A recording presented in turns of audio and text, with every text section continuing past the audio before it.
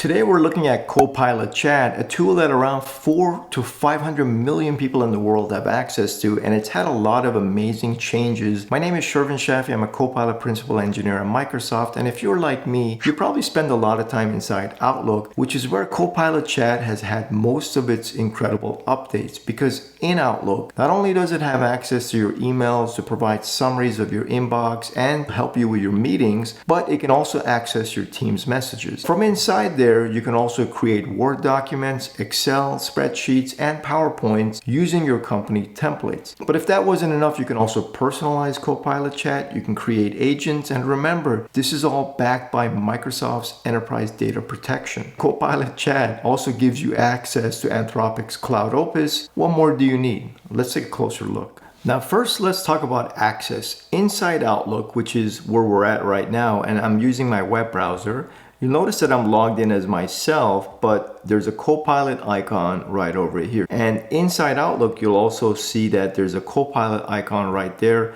right beneath the email and the calendar icon. But that's not all. If you open up a browser and you type in m365copilot.com, this is a second way of accessing Copilot. You can also access it from inside Teams. So now inside Teams, if you're in this chat menu on the left-hand side, you'll notice that you have Copilot here, but also on the left rail, you have Copilot there as well. So when you access Copilot in these different places, they're more or less the same. There's a little bit of subtle differences, which I'll show you in just a minute. So let's go back to email, because this is where most people spend their time and the biggest upgrades are here. You'll notice that I have about 34 unread emails, and there's a bunch of emails from Albert Einstein, and if I scroll up, there's a bunch of emails from Arnold as well. And you'll see that I also have been invited to a bunch of meetings as well. So not only can Copilot Chat do things with your emails, but it can also help with your meeting invites. Now, if I select an email that I've gotten from Albert, like this one, for example, on the right-hand side, as I hover over the Copilot icon, it gives me options to summarize the email, summarize and reply, or what are the main key takeaways. Now, I can go ahead and just say summarize this email. Here's a summary of the email, and then from there, we can take additional actions. Here I can go ahead and just say draft a reply to this email. And so here's the email draft, as you can see.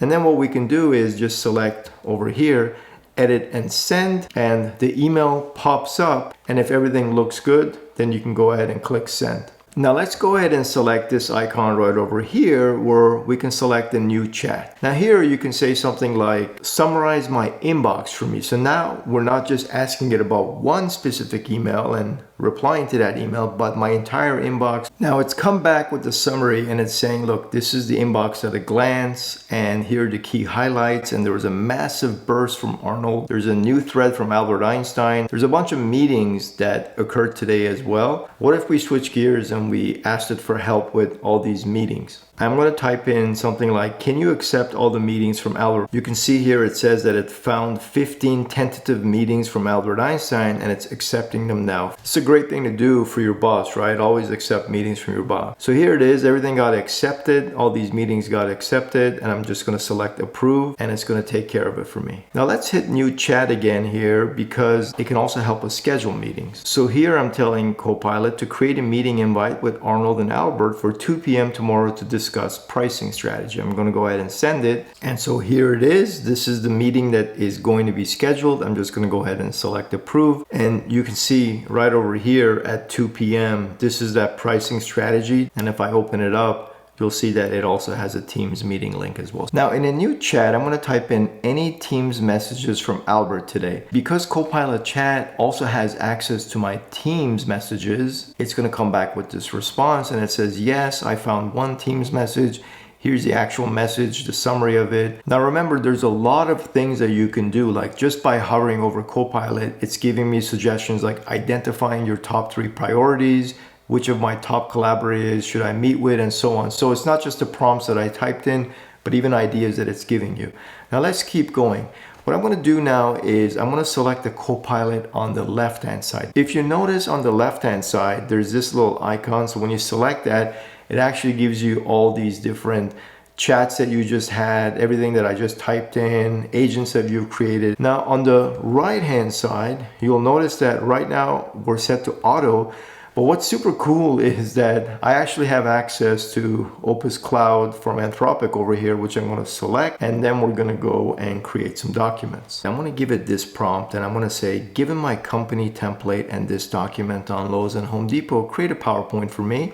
And any additional info that you need, you can use the web for. Now notice that on the top right hand side with these three dots, when I select it, there's actually a web search that's already toggled. That means that Copilot Chat can use the web. Now I'm going to feed it additional company information. So I'm going to select the plus, add work, and there's a Home Depot versus Lowe's document, which looks like this. So consider this kind of like your internal document that you're feeding it. So it's not just web grounded. And I'm also going to give it this company template, which is my pitch template, that looks something like this. So it's got the color scheme and it's got the different information that I need. And with that, I'm going to go ahead and send that off. Hey, if you're enjoying this content so far, make sure to give the video a like. It does really help the channel. All right, so it generated the PowerPoint. Just so that you see the PowerPoint, it looks something like this. So it definitely used that template and it used the information in the Word document. And now if we go back to Outlook, I want you to notice that I opened up another tab and I actually gave it some instructions over here saying, given this document, the same document as before, create an Excel document comparing these two companies. So same thing, but this time I just wanted to show you that it can also generate Excel and it can also generate Word documents as well. And that Excel document looks something like this. So this is the Home Depot versus Lowe's, and along the bottom there's a lot of different sheets that it created. And so these are all these different sheets that it created. Now I do want to also mention that you can also select GPT-5 as well. So check that out because that just came out and it's included in Copilot Chat. That might be an awesome large language model as well. Now I wanted to mention that it doesn't stop there because you can also create agents right over here. So if your IT team allows you to create agents, you get the option of creating an agent. You can go ahead and skip to configure. You give it the instructions, you give it the knowledge sources, which are basically going to be websites, and then it has the ability to create Word documents for you. Now, why would you want to create an agent? Most likely because if you're doing something over and over again, instead of capturing those instructions in a notepad and feeding it into chat, you can just put them in here. It shows up on the left-hand side. You can execute it over and over again. And one of the last things I'll leave you with is if we go back out of here, go to new chat, for example, over here on the top right-hand side, if you select these three dots and you go to settings, you can go and personalize Copilot Chat with custom instructions and even save memories if you wanted it to remember things. When you say remember this, it's going to remember it. But custom instructions also, you can tell it how you want it to respond, like giving honest feedback and focusing on internal sources, and you select save instructions. If you enjoyed today's video, make sure to give it a like and consider subscribing. Drop your questions in the comments section and I'll catch you on the next one.